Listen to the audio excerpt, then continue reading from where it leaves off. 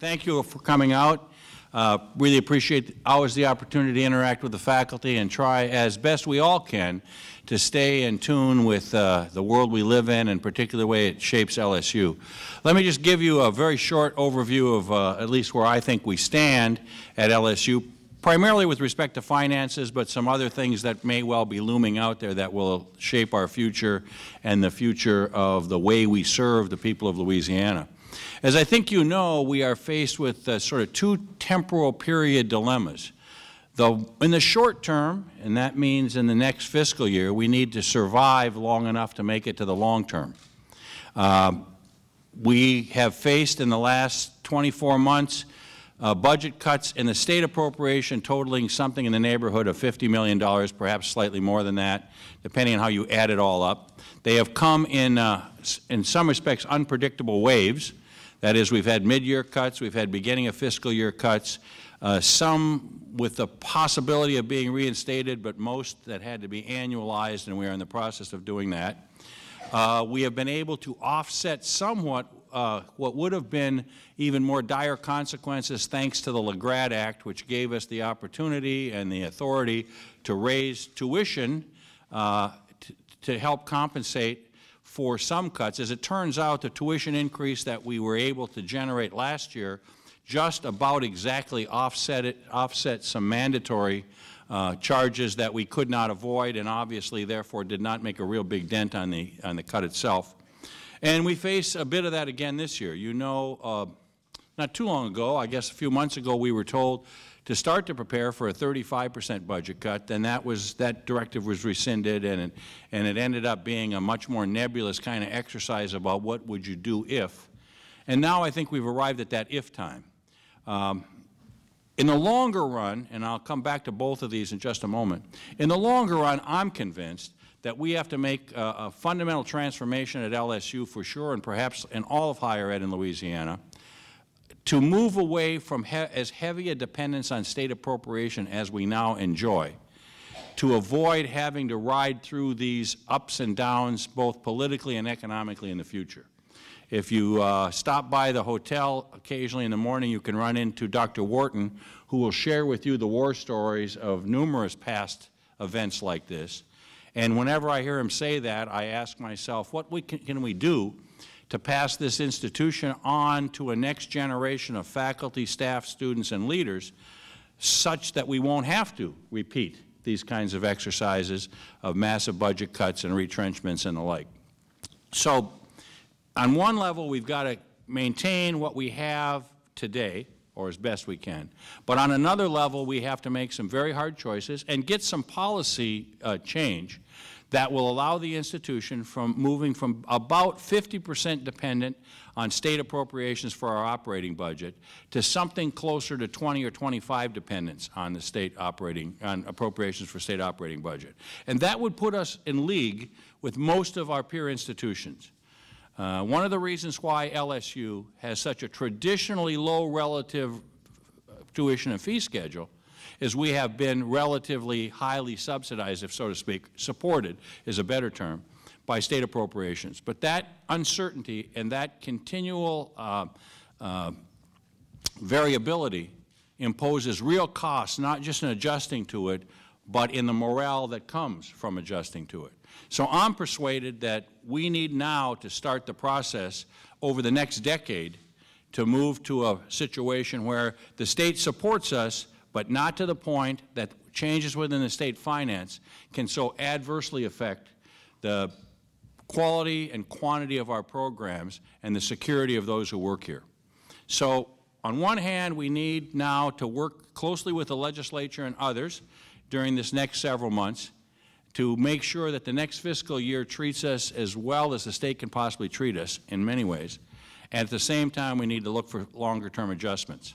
As things stand right now, and I will tell you, I was just chatting with George and some others about this, the budget as being proposed is still largely general and relatively light on detail. I think that's by design because I suspect that there are negotiations going on with legislative leaders about details in the budget. But if the budget under the most rosy scenario were to become reality today, we would have a direct impact on students of about $8 million.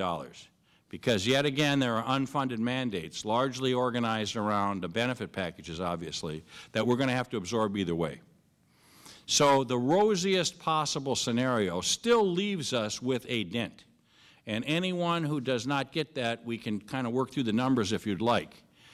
But an $8 million dent, if that were it, is probably manageable despite the fact some pain will come from that.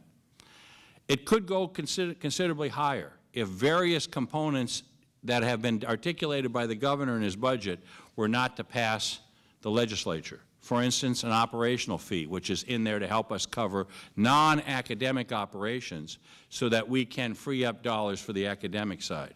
The other is the modification of the way we charge for credits, such that as you go above 12 and into 15, 18, you would pay by the credit. If those sorts of things don't come to pass, then the budget hit could be significantly higher, and we will have to cope with that. I have chosen, as best I can, to be optimistic about the immediate future, partly because being pessimistic only significantly increases my consumption of Scotch, among other things.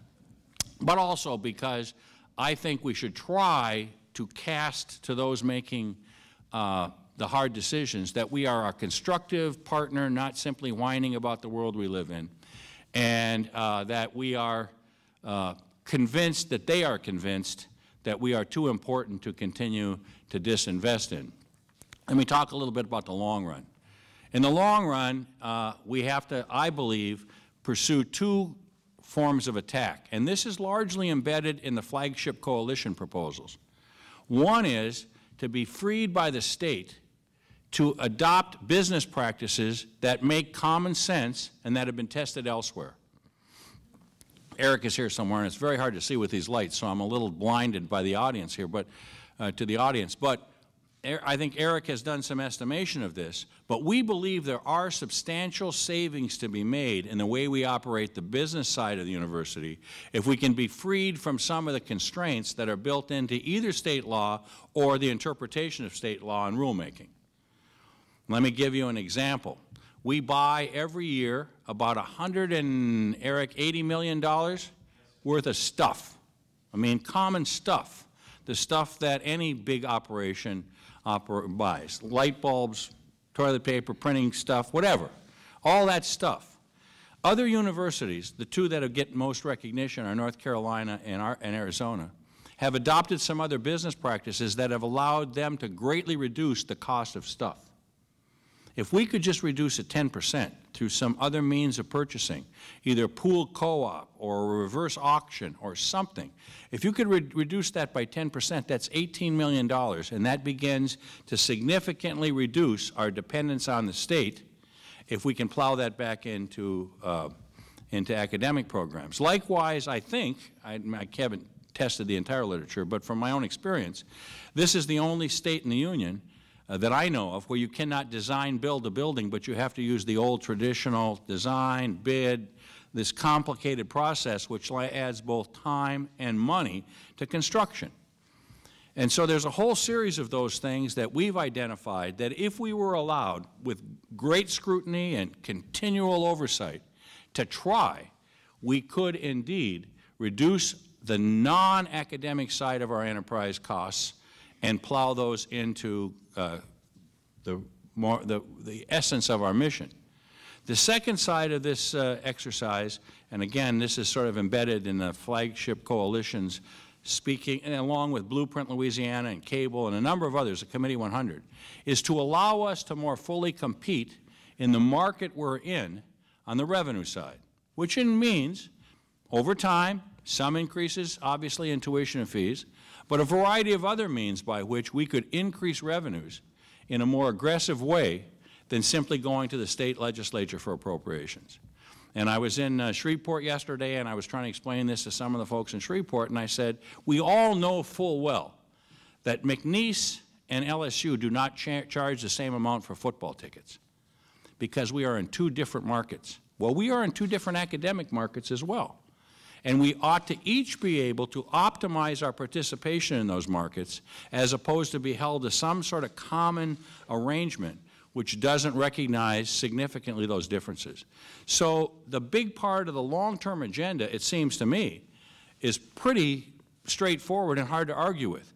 Greater efficiency in operations and more market-oriented approaches to revenue generation. And we have friends out there and advocates who are carrying that water for us and with us, and I believe those messages will hopefully, I believe, over time take hold. Let me speak just quickly more about the Flagship Coalition some of you have read about in the paper. First of all, it's not a new idea. It was around back during the Emmert period and was just re-energized by people who want not just to support LSU, to support higher education in general in this state and believe in it for cultural, social, aesthetic, as well as economic purposes. But it is a group of people in the process of protecting and enhancing all of higher education, want to ensure that we keep a strong flagship in this state as the leading institution for higher education.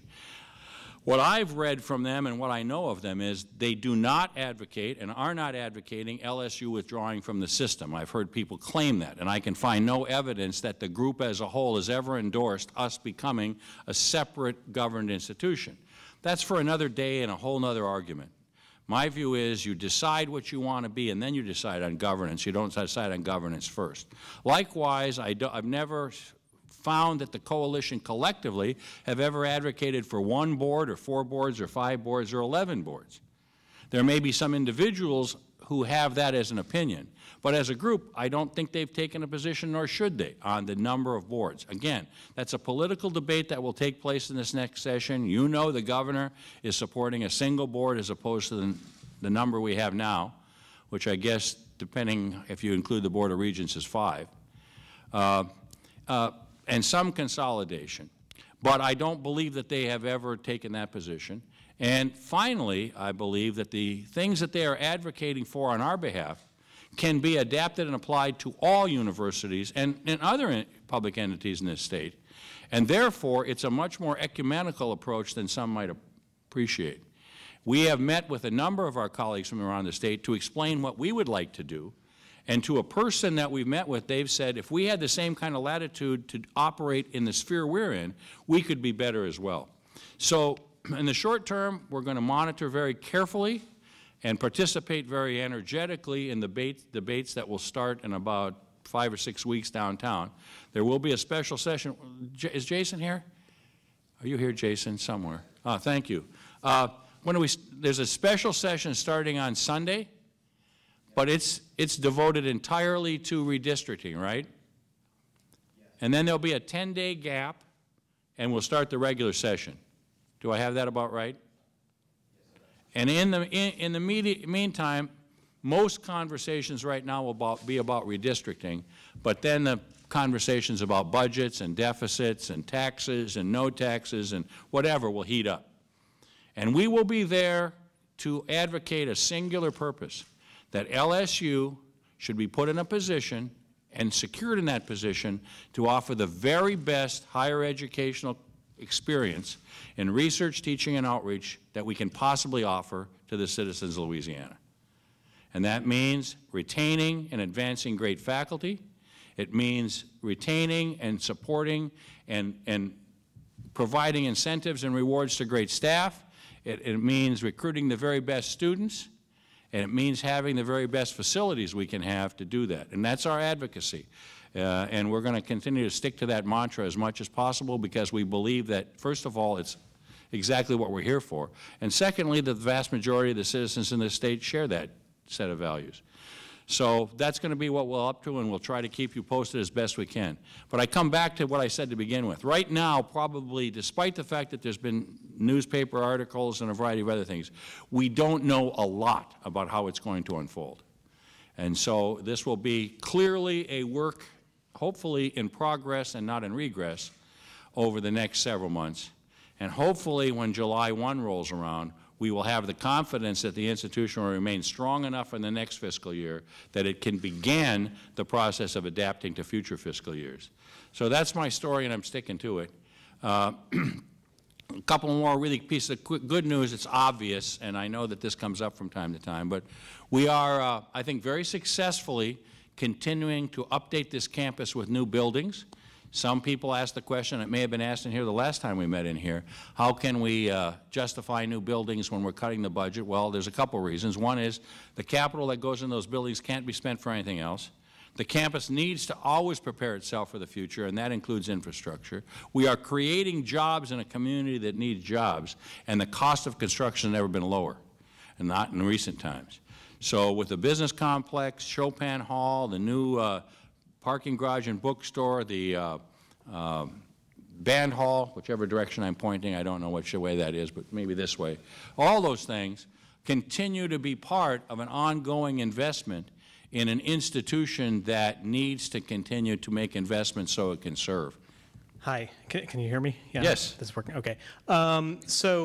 Thanks for agreeing to do another one of these forums. I think it's great to get the feedback from you about what's going on. I was wondering, to what extent will arguing that higher education gain protected status, or that a constitutional convention happen that would remove us from the point of peril where we are, and healthcare are the only places where money can be cut from? Is that also going to be a part of this strategy for the legislature, or is it just going to be we want to get away from state appropriations entirely? No, I think we all, as citizens, not just as leaders of universities and participants in universities, need to argue, I believe, for a much more rational approach to state budgeting than the current Constitution allows to happen.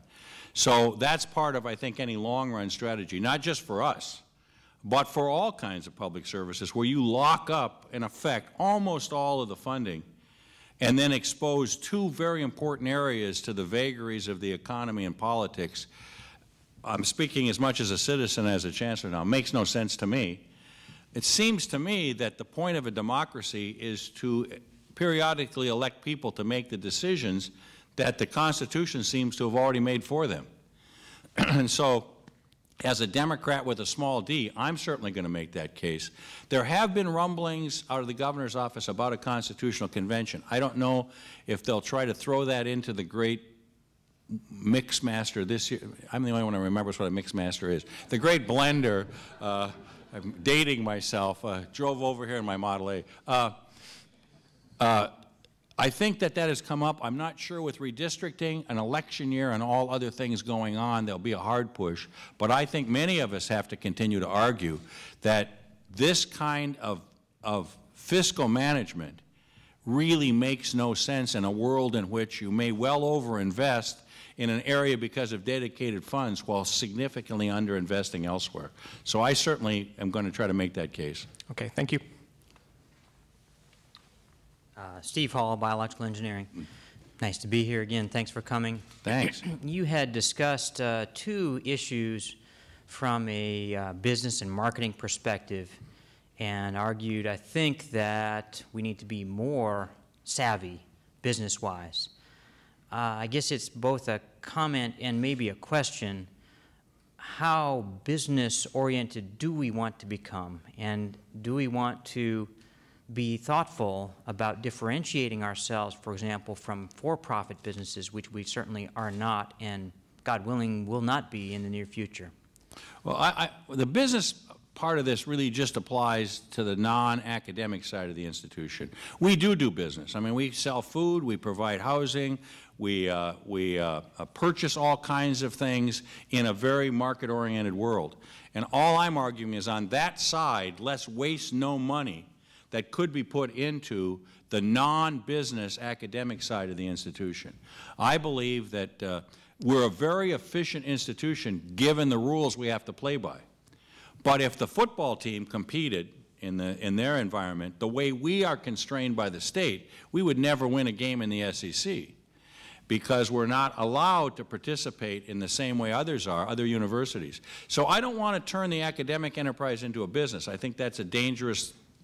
If you do go too far with that, you get these differentials where we don't do what is in the best interest of the student, knowing what that is. We simply follow some sort of trend. But at the same time, there are an awful lot of things we do that are simple business, and we need to do them as efficiently as possible.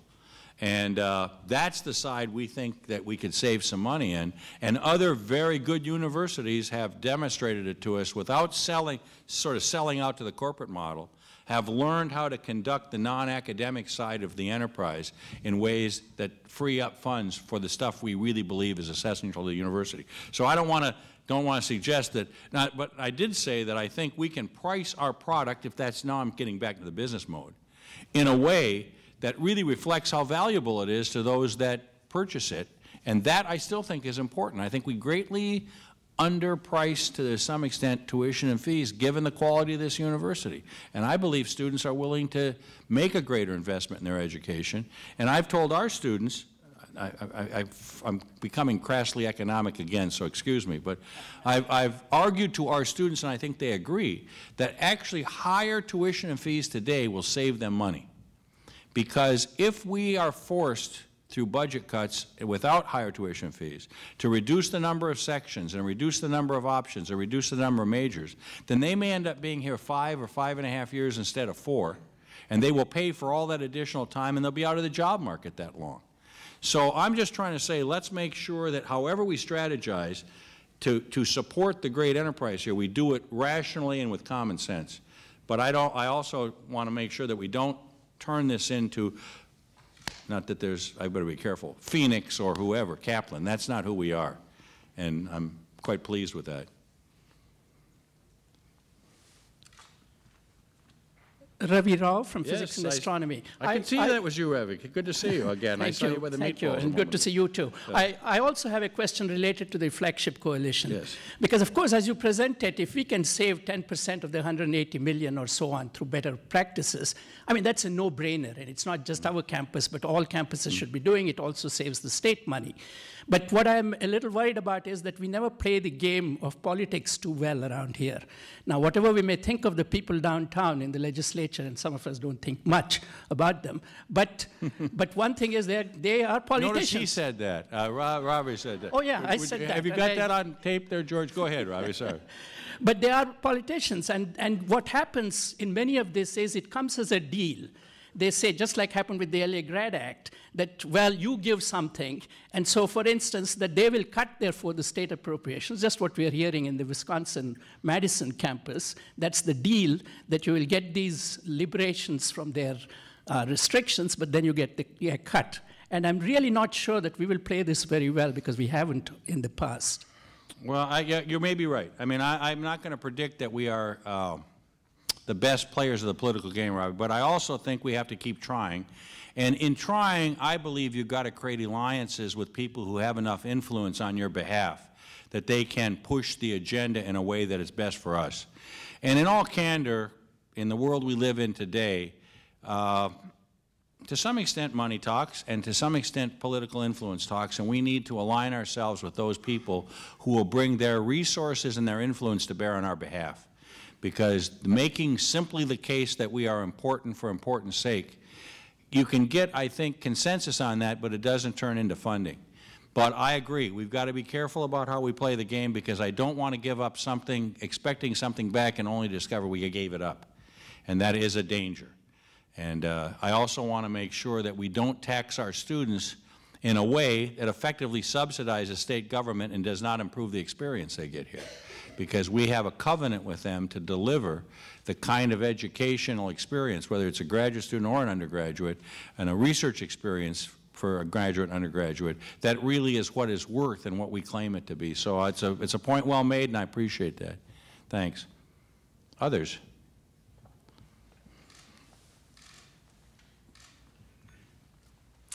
I'm Dominique Homberger from Biological Sciences. Thank you very much for coming and talking with us on these things. I have really more of a moral concern. It has occurred to me and many others that our generation were able to get an excellent education at almost no cost.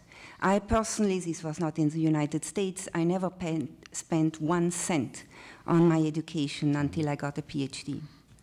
And I think it bothers me a great deal that it is our generation who decides to tax the young people for their education. When we were young, our parents and our grandparents had decided that they will gladly, or maybe not so gladly, but they were willing to pay taxes because they believe that it is in their own interest to pay for the education of the young people who themselves don't have the money. Especially in this state where we have a very high percentage of poverty and where we have a large percentage of students who are the first ones to come to the university. And we have a larger and larger percentage of students who actually pay and earn their money to come to the university, and it is not anymore the parents who pay. I'm really very concerned about taxing the young instead of taxing the old who already have the money. Well, I think we all of our generation appreciate the fact that when we came through colleges, much at the same time you did, higher education was viewed as a public good and therefore had a public responsibility to pay for it. If you read this morning's paper, there was a sort of an interesting editorial that points out what I think is true, that for whatever set of reasons, and perhaps they are moral issues to raise, we have now come to believe that a higher education is a private good, not a public good, and therefore should be privately financed. I would love to see us turn that around as well. I believe the implications for society of having an educated populace are so overwhelmingly transformational and powerful that all ought to share in that expenditure. But unfortunately, the mood seems to have swung away from that attitude in the last generation or two, and maybe we'll all stick around long enough to swing it back. I will say this, and I think you and I have chatted briefly about this. I applaud those who came before me here, any of you in the room who are here to help make this decision, that LSU has a program like the Pelican Promise. And if you don't know what that is, and maybe you don't, it is effectively a university-financed, need-based program that will fill the gap in full participation at LSU for those who come from a family who cannot fully fill that gap. So in general, the way it works is like this, and I'm sure there are people who can give you the details.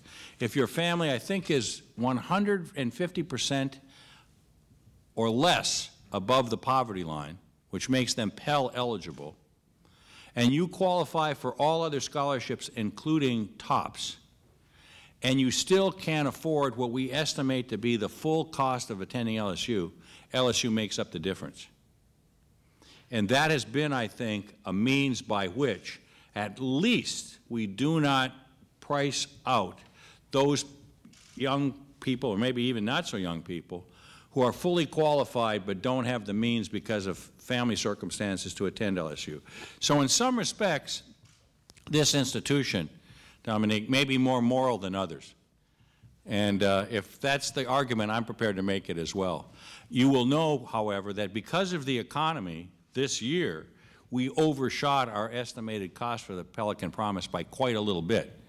And I've been spending a good deal of time finding private donors to try to refill that gap in the short run, hoping that the economy will recover enough that we can get back into the area where we've estimated what the cost of the Pelican Promise is.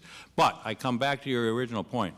I would be delighted to be part of a large movement that convinces people that paying taxes is not unambiguously evil, and that investments in the future by people with the capacity to invest in the future is what any civilized society does. But we'll campaign wherever we can campaign. We'll get whatever we need, signs and blowhorns or whatever, clever advertising campaign. But I agree with you that I wish we could go back to that other time. Right now, though, we've got to survive through this time. Other comments? Mike? Yeah. Well, I don't know if this mic's on, but I don't need it. I can hear you, George. I can even see you, George. Thank you. For the legislature, how much can they do for changing, like giving us more flexibility for fees and tuition and all the various things without having to change the constitutional amendment? Because that's a big... We can do tuition and fees. And Jason, jump up and throw something at me if I'm wrong. Tuition and fee authority can be given with 2/3 votes of the two houses. And we got it just barely last time with the LeGrad Act. I think it was maybe one vote in the Senate that tipped one way or the other. Am I right about that, Jason? Yes, sir. He has to say that. He never contradicts me until we get outside, in which case he said, well, you blew that one, but I let you off the hook. So from a standpoint of tuition authority, we could do that without constitutional change. But it's going to be a scrap. It's going to be a scrap. And it's going to be a scrap for two reasons. One is sort of Dominique's point, that there are those people out there who still believe that, that we ought to keep tuition low and access high, and I don't disagree with that if we can provide quality. But the other is, every time we push up tuition, it increases the cost of the TOPS program. And that's blown up very rapidly. Now, in some respects, we're the greatest recipients of that, so I don't complain about TOPS going up, because we have by far a disproportionate number of TOPS winners coming to LSU. And I think, Eric, at least 90% of our incoming Louisiana freshmen brought TOPS scholarships with them. So the war has always been, if we push up tuition, the cost of TOPS goes up, and the taxpayers just pay it in a different way. And so, on one hand, they want to keep access by keeping tuition low. But they won't pay for that modest increase to allow us to improve. And yet, they cut the appropriated dollars. So it's an interesting dilemma, but we can do it in the legislature with 2/3 votes. It's hard to do, but it's doable because we proved it last year. And we didn't, it was proven. I'm not taking any great responsibility. I did the best I could, but they know that I'm there to say what I'm there to say, and so I suspect there's a certain discount in all that. Joan, you're coming down here, is that you? Yes. I remember that, all I can see is your striped shirt, but I saw it earlier, I know it's you. Could you talk about the status of restructuring in the university? Yeah, we have sort of, first of all, I believe, and you know I believe this, and we'll have a debate somewhere, that there are some restructuring things we should do. I do believe we can reduce, to some extent, mid-level administrative overhead with some consolidations and some restructuring and rearrangement. And I want to come back to that debate at some point in the future. But I don't think it's a debate or an argument we can have right now when the fiscal situation is so uncertain. I think right now we have to work our way through to determine what resources in total we're going to have. And to some extent, as I think you know, the Board of Regents is doing restructuring for us through their low completer program. And that, I would much rather have us driving the agenda on rearranging degrees and consolidation than having been driven by the Board of Regents. And I don't mean that in any way to denigrate the Board of Regents. I just think the closer you are to the ground, the better you can do it. But it's being done for us by using low completers as the singular measure of the value of a program. And now, I don't want this filmed, George, or reported, but I actually said to the Chancellor of the Law Center the other day, many believe, not necessarily me, but fewer completers of law degrees would actually be a good thing. So perhaps we should get rid of some high completer programs. But so to some extent, Joan, it's happening beyond our reach. And I would rather get through the fiscal issues and sit down and reasonably figure out how we create a university structure which optimally drives programs and costs the least we can do that with. And I don't know if are there any other University of Minnesota grads besides me in here? But I think you know at Minnesota, right? They're about twice as big as we are on the undergraduate side, and they've got 6 colleges and we have 13. So somehow a fairly large university has figured out that you can have a pretty big umbrella of administration, get some economies of size, and still drive pretty good programs. So I do think we have to look at those models, but I think right now we've got more immediate issues to attend to, and that becomes part of that longer-term transformational question that we all have to wrestle with before we go out the door. Other issues? I'm still... Mr. Chancellor, I'll provide the pump here. Oh, yes. Is this one of your prefab questions, as I recall? Hey, it's on the spot back. Oh, wow. I was wondering, just to take the focus off this campus for the moment, what do you think the long-term chance might be of getting North Louisiana on our side? By that I mean, we're never going to compete with Southeastern, Southwestern, whatever it's called this week. That's a different market, it's a different culture, different mentality.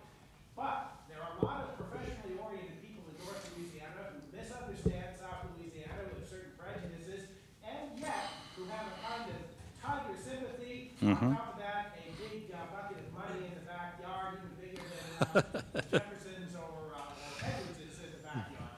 So what kind of history do you see going to kind of capitalize on the pro-Tiger momentum within North Louisiana culture? Well, oddly enough that you raised that, Jason and I and some others were in Shreveport the last 2 days, and we did a couple things. We met in small groups with some of our friends and colleagues and legislators, and last night a very good friend invited about 130 boosters and friends, many of significant means, thanks to things like the Haynesville Shale, to an event in which we interacted with them and had, in many ways, that conversation. How do we energize you, both politically and as donors, to make investments in a place we know you love? So we're going to continue to carry on that dialogue. I'll also tell you that we've had some initial conversations about ways in which we can create some alignments with some of the northern and northwestern university institutions that would make them feel less like we're the enemy and more like we're the friend. And let me give you a real quick example. Though nothing is done, this is just a very casual beginning conversation, so I don't want headlines out there proclaiming something that isn't so. But the president at Centenary is a guy named David Rowe, and he's approached us about them creating some majors, or at least modifying some majors, or emphasizing some majors that would be much stronger feeders to our graduate programs. And if we agreed with them that their programs were strong feeders, they could effectively recruit people to Centenary on the notion that you can come through Centenary and perhaps go to graduate school more simply, or at least more expeditiously, at LSU. And those kinds of things, I think, make us both educationally and more valuable to our colleagues up there, and therefore much more politically supported by their friends and boosters. But we've been trying to get up there with regularity because, for a variety of reasons, it is becoming a much more powerful part of the state, economically, socially, politically, obviously in an energy sense. So, and we do have goodwill. We just have to coalesce it. And we met with, how many legislators yesterday, Jason? 8 or 10? And I could have said 350, and he was, oh yeah, that's about right. But thank you, Jason, for affirming that my guess is about right. 8 or 10 legislators over lunch and then individually and elsewhere. And I did 2 TV shows. I wouldn't spend a lot of time trying to find them, but I did 2 TV shows. One that shows you how devoted I am. One at 6:30 in the morning in Shreveport. And incidentally, the great part of that was I followed the local sheriff who was on talking about the you can shoot a burglar bill. So in some respects, I looked a little more upbeat after the sheriff explained to people that it is all right to shoot a burglar. You don't have to drag him in your house to get away with it. So we were up there trying to do exactly what you're suggesting. And I do believe that there is a role to play for us to get some faculty out, maybe into some seminars and other kind of public events, so that people up there can understand the enormous power and expertise we have here, so that they appreciate the fact that the expertise that we've been able to accumulate at LSU is really a state asset, not just an East Baton Rouge Parish asset. So, is that you, Ken? Yeah, oh, Matt, you got your sidekick with you. Go ahead, Hector. Chancellor, in reading a brief about this proposed budget, it seems that the performance of institutions of higher education is an issue. How much of that is an issue about LSU? Well, we certainly want to subscribe to the notion that we're going to be held accountable, and that all the national accountability standards do a pretty good job of that. I mean, we have to be accredited as an institution, and let's see, several colleges, I think education, social work, engineering, business, mass comm, vet med, all have to be individually accredited. Our athletic department has to be accredited. And so I've been arguing to people that certainly performance and measures of performance are important, but we are measured constantly as a national flagship against peers of real stature, and that ought to send the message downtown that we are meeting the obligations of full accountability and performance. And I said yesterday, and now I'm coming back to sound like a business person again, but I argued to this group publicly yesterday that probably the greatest measure of accountability and performance is the market. If the best students in Louisiana, and many from outside the state, vote for LSU with their two greatest assets, scholarship dollars and academic records, then they're sending a message to everybody that they're smart enough to know what a great university is. And that ought to be a serious consideration in the way in which you fund a great university. I can't think of a more significant demonstration of the way we are viewed than the quality of the faculty and students and staff we accumulate here, demonstrating that they understand what quality is. But no question, everything now is in one way or another going to be tied to some measure of performance. The dilemma we face is that everybody wants to define it in such a way that no matter what they're doing, it looks like they're performing well. And that makes me a little nervous. And so I was joking with some folks at lunch when I was back in the Wisconsin system and they introduced an initiative to measure faculty productivity. I hope they took it as humorously. At the time, I suggested that we simply measure the amount of chalk faculty consume, measure it, give them blocks at the beginning of the semester and measure at the end, way at the end. And that would be somehow a shadow measure of productivity. I think we have some very good measures here. I think we need to highlight them more so that folks who out there in the general public come to understand that there are very few institutions, public or private, that are so perpetually scrutinized for performance and efficiency as a flagship university. I don't know if that answers your question or not, but that's the best I can do. Ken, go ahead. Yeah, now that you've got all the easy questions out of the way, Yeah, here you are. My question is, we've all read in the paper and some other news reports about a lot of our graduate programs losing rank in the last couple of weeks. And knowing that graduate programs require lots of infrastructure in place and that soft money coming in doesn't really cover those kinds of costs, how do you project that we will continue to increase our graduate enrollment as well as our graduate quality over the next 5 years and extending on into the 10 and 12 and 15-year projections? Well, that's a very challenging question because I think to some extent the change in rankings, and some went up and some went down, it wasn't all bad news, was a reflection. Chemistry went up. Chemistry went up. That was before or after the explosion, George? Okay, that was pre-explosion, okay. They went up and down, and I think some of the downs are a reflection of not reality necessarily, but but our colleagues' perception that the situation is so dire here that they must be getting weaker. And I think we have to change that perception. Hopefully this budget will do it. I've used this again, used another analogy, to use it last night. And I think it does apply to LSU's academic side, as difficult as this may be to face. One of the reasons, there are 18 athletic programs out of 122 in the country that, at least according to the NCAA, are financially self-sufficient. And there are 2 in the country that are viewed as more than self-sufficient, us and Nebraska, that actually put some money back to the other side of the tracks. And my assessment is we got there for this reason. Somebody a long time ago decided that we would only offer as many sports as we could fund fully and at a high level. So we have 20. We have 16 coaches who coach 20 sports. That's many less than most of our peer institutions. Ohio State, I think, is over 30. Stanford, I think, is 37. And that was done intentionally or accidentally to say we will only put out there a team that can truly be nationally competitive on a regular basis. We can hire the best coaches, we can buy the best facilities, we can have the best uniforms, we can fly them to games so they can get back for class and not have to ride a bus for 15 hours. In some respects, Ken, I think we have to do that with our graduate programs. We have to decide which of those, in knowing all we can know about future finance, pool of faculty, pool of students that LSU can be truly outstanding at, no matter what the number of completers are, and focus on those.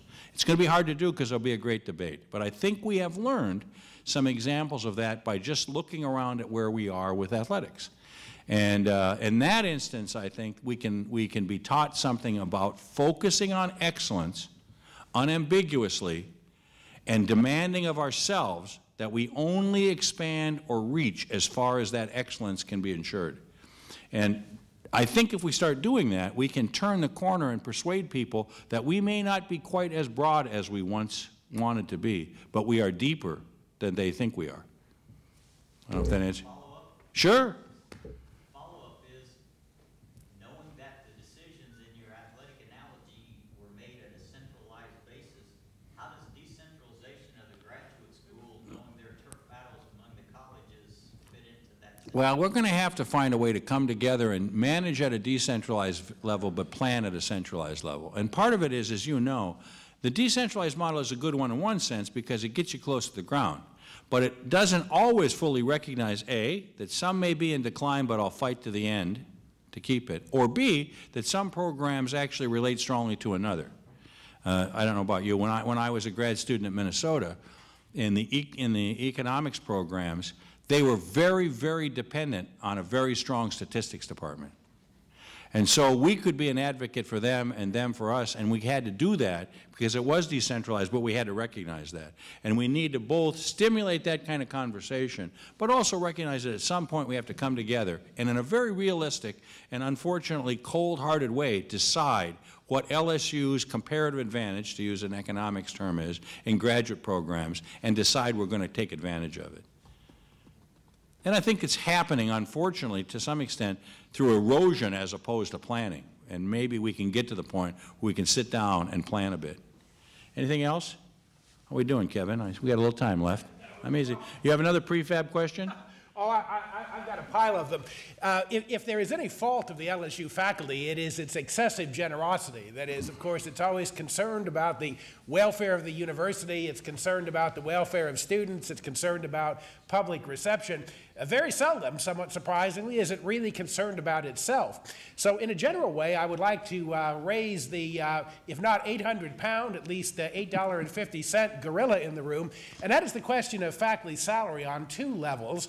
One level is, of course, the general problem. That is the fact that public employees seem everywhere to be under siege at the moment, such that persons who have made a kind of social contract with society to bear its knowledge into the next generation are facing continuous erosion of their economic status and to some extent social class, especially acute in those disciplines that don't typically make outside contracts or have other sources of income. And with that, the question of the big bogeyman that everyone's afraid to talk about, and that is retention. Retention, of course, favors some disciplines and not others. That is, if you're in a discipline where there's a lot of hot competition, you're going to be retained. And yet the status of the university as a whole, as a comprehensive institution, is often maintained by that little person in the corner working through the Assyrian tablets to find out what the secret of Ramses was before he turned into Ozymandias. So if you could just give us some kind of view of how salary is likely to go, if the institution is ready to make a stand and say, we're just as important as people that work at Kmart, we deserve a raise too, where do you want to go with that? Wow. I was just going to say yes, but I will try to take a shot. Look, I don't believe that in the reasonably foreseeable future you're going to see a huge groundswell of support for increased salaries for faculty coming out of the public sector dialogue downtown. I just don't think it's going to happen. I think it should. And I think if people understood the need not only to retain but to reward great work, they would stand up and do that. I believe, and we've had these conversations quietly already, that at some point in the not terribly distant future, we have to find means ourselves to provide some kind of additional compensation to faculty and staff. And that is going to come back to some extent to Ken's question. We're going to have to decide some things we're prepared to give up so that we can continue to retain those things that are central to who we have to be to go on. there has been, I think you know, an erosion of faculty in some areas where, to the outside world, LSU looked a bit like a fire sale. And that's a terrible way to manage a faculty cohort, and it's a terrible way to build great programs. And it's a wonderful way to persuade people in the rest of the country that the Titanic of LSU is sinking.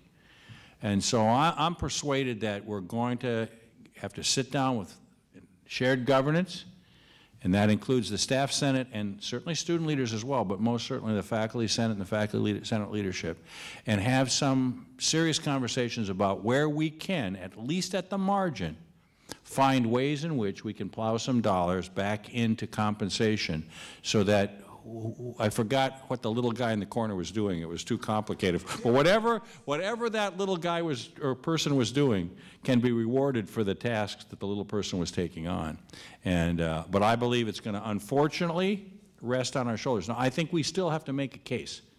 I think we have to have those people in decision-making roles and allocative roles beyond our reach on a daily basis understand the long-term cost of failure to maintain a high morale, high productivity, appropriately and fairly compensated collection of faculty and staff at a great university. So I don't think we should ever let them off the hook. I hope we can create a little bit of a guilt complex out there that may actually pay off. But at the same time, I believe we've got to be prepared to some extent, manage our own future by finding ways to do it.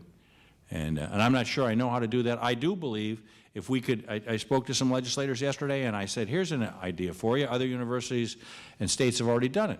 Annually have the legislature put up, say, a $40 million challenge grant to any university, particularly this one, to go out and match it with donations to build an endowment from $340 million to $1 billion, which is about where the lower end of our peers. And then if we can get the average rate of return over the last decade or so on that endowment of about 4.3%, that's $43 million a year, and devote some part of that revenue stream to compensation increases. But that's a longer-term solution. But I do believe there's some ways we can get at it, but it's not going to be without pain. I'll take the advantage or the example of Ken McMillan and also follow your inspiration here and ask a quick follow-up question, and that is, again, we're very generous, and I thought your answers were good ones, but sometimes... but not good enough, obviously. You have to, well, they're good. We're just moving from an A to a strong A to a high A to an A+. Sometimes it helps to have a direct but not hurtful impact on the public. So just to run by a kind of crazy idea that takes into account our brothers and sisters who work on the staff, what about something like in a busy time of the year, the first week of class, during registration period, whatever, declaring that all employees must stop working at the end of their shifts, do no more, and let the public see what an 8-hour day really is worth?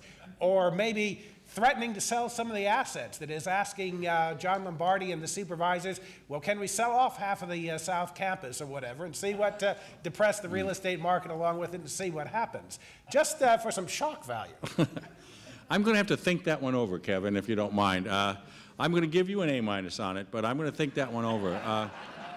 I'm never quite sure how the public responds when we do things that they perceive to be harmful to students. And if they perceive it to be harmful to students, despite the fact that we may have every good reason to do it, I'm not sure whether or not that would engender sympathy, support, or a backlash, but I'll think about it. And selling off assets, the governor wants to sell the prisons. I have proposed to several that we simply rename our students inmates, and we will get $27,000 a year per head. So there may be an easier way. There may be an easier way around this, since we won't have any prisons anyhow, that we refer to LSU, A&M, and Penal Colony. And while that may not sell well across the country, it would certainly be lucrative. But I'll give that some thought. We can think about some drama we might be able to bring to bear. But I also think, as I said earlier, if the people out in the state appreciated the quality of people we have here, I think that they would be much more inclined to lobby on our behalf to ensure they stay in the state. And that may be one of our biggest failings over a long period of time, to not have, and you do see some of it. I mean, we get to see our performers perform in music and drama and things in such a way that people do see that, but it's hard to do the same thing with a chemist or a physicist or even a little fellow working in the corner. And we need to find ways to have the public, they may not succeed, but I would sure like to have them better appreciate what quality really is and what it costs to keep quality. And with that, I'll thank you all and wish you well, and we'll keep you posted as best we can.